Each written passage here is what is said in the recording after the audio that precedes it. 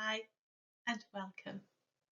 In this video, we're going to talk about the early history of what is now Great Britain.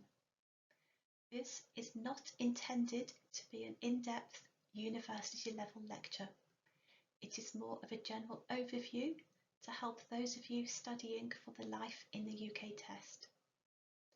It is not intended to be a replacement for the handbook that you have for the Life in the UK test. It's more of an addition to that in case having someone telling you about it is easier than reading it. You should still refer to the handbook for your test. This is the fifth in a series of short videos covering different times in British history. If you missed the others, you may wish to watch those first, starting with the Stone Age. If you're ready, let's find out about the Vikings. First of all, let's look at some of the difficult words you will hear. To settle means to go somewhere and stay there to live. To raid means to go somewhere so that you can steal something. Monks are religious men who live together in a special building. A monastery is the special building that monks live in. Inland means in the middle of the country or far away from the sea. To unite means to come together to achieve something. If you want to, you can pause the video here while you match up the words.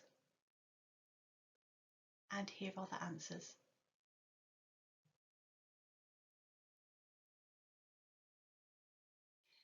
Listen carefully to the information about the Vikings and try to answer the questions on your screen.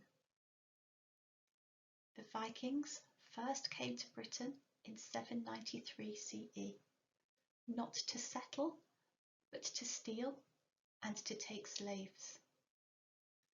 On the 8th of June 793, they raided a church at Lindisfarne in the north of England, killing the monks who lived there and stealing treasure. They returned the following year and attacked a monastery in Jarrow, and the year after that they attacked monasteries in Scotland and also in Ireland. The Vikings continued their visits for the next 40 years, attacking all along the east coast of England and even sailing inland along rivers. At first, the Anglo-Saxons were able to defend themselves because the Vikings returned home in between raids. But eventually the Vikings began to build defensive camps and to stay for longer periods, even over the winter. In 865, the Vikings came with a great army, and over the next few years they conquered large parts of Britain. In the meantime, King Alfred united the various Saxon kingdoms to become the first king of England. In 886, he made a treaty with Guthrum, the leader of the Vikings, and they agreed to divide the land. The Vikings lived in the north and east of England in an area known as the Danelaw, and Alfred ruled the rest of England until his death in 899. This was not the end of the struggles between the Anglo-Saxons and the Vikings, and England even had a series of Danish kings, the most famous of which was Canute. In the far north, the people were having troubles of their own with the Vikings. They united under Kenneth MacAlpin in the same way that the English united under King Alfred.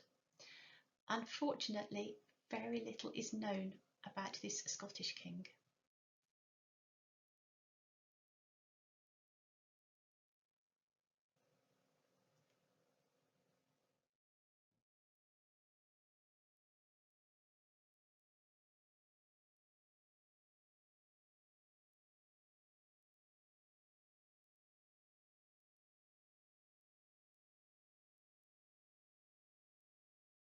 Let's summarise those main points.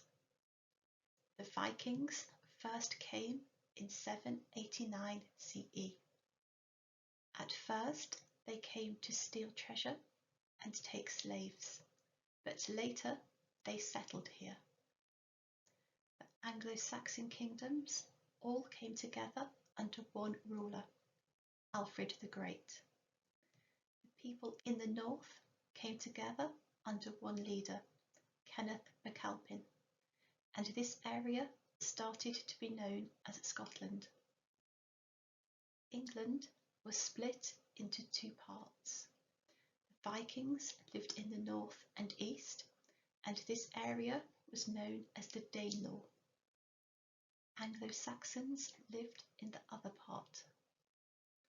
The Danish kings ruled England for a while, and the most famous of these was called Canute.